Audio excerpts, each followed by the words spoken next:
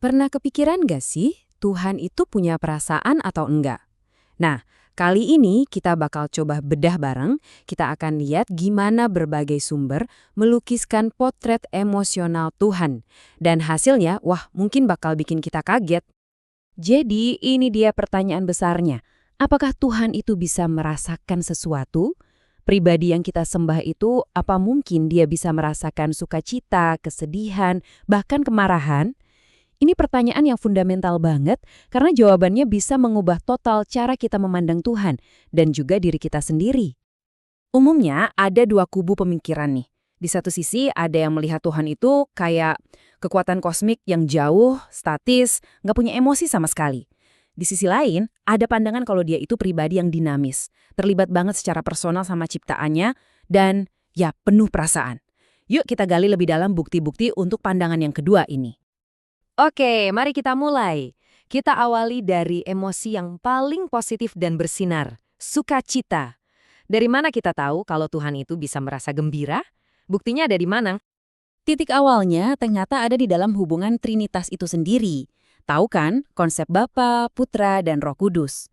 Nah, katanya sumber kebahagiaan ilahi yang paling murni itu datangnya dari kasih yang sempurna antara Bapa dan Putra.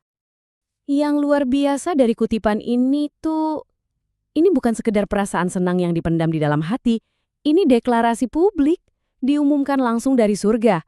Bayangin, sebuah proklamasi sukacita yang meluap-luap.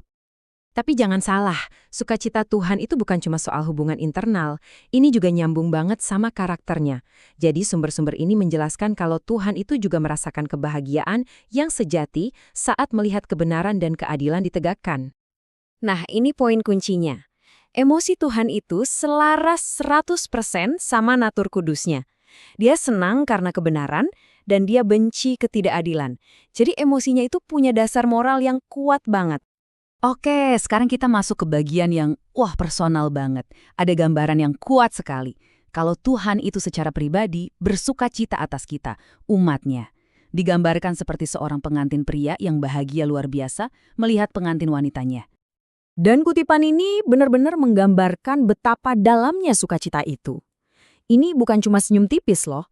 Ini kegembiraan yang aktif, yang meledak-ledak. Sampai pakai kata bersorak-sorak. Luar biasa banget kan gambarannya? Tapi gambarannya nggak akan lengkap kalau cuma ada sukacita. Ada sisi lainnya. Sekarang kita coba lihat gimana sumber yang sama juga menceritakan soal beban, kesedihan dan rasa sakit yang dirasakan Tuhan. Ini mungkin konsep yang agak susah diterima ya. Tuhan yang Maha Kuasa kok bisa berduka? Tapi Alkitab justru nggak menghindar dari gambaran yang sangat menyentuh ini.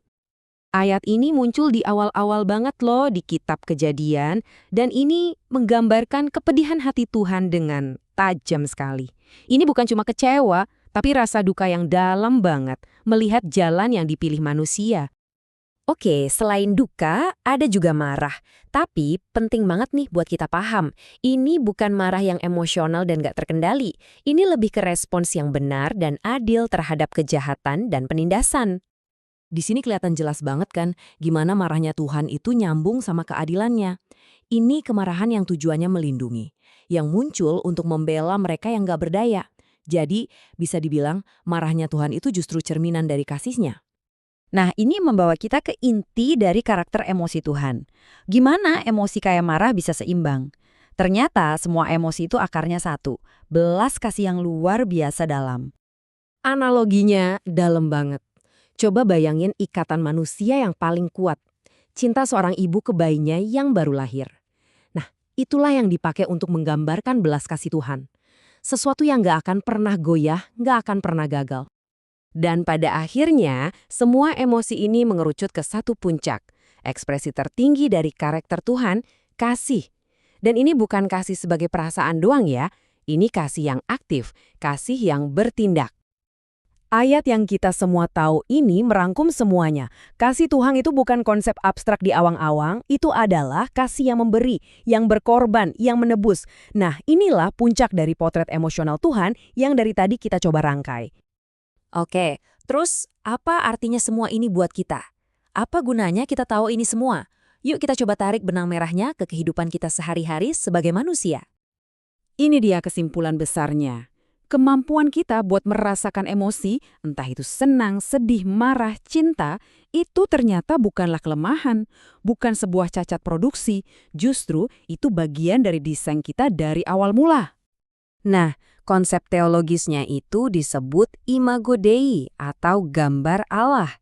Artinya ada sesuatu di dalam diri kita yang menjadi cerminan dari siapa Tuhan itu. Dan itu termasuk kemampuan kita untuk merasakan emosi yang mendalam. Jadi intinya apa? Emosi kita itu bukan tanda kita lemah, justru itu tanda martabat kita. Perasaan kita itu justru nyambungin kita ke sesuatu yang sangat mendasar tentang karakter Tuhan sendiri. Perasaan itu baik dan sah, karena perasaan adalah bagian yang jelas dari diri Tuhan. Nah, ini semua membawa kita ke satu pertanyaan terakhir buat kita renungkan bareng-bareng. Kalau emosi kita, mau itu suka atau duka, adalah gema dari hati Tuhan, terus apa sih sebenarnya tujuan dari semua perasaan itu? Buat apa emosi itu ada dalam hidup kita?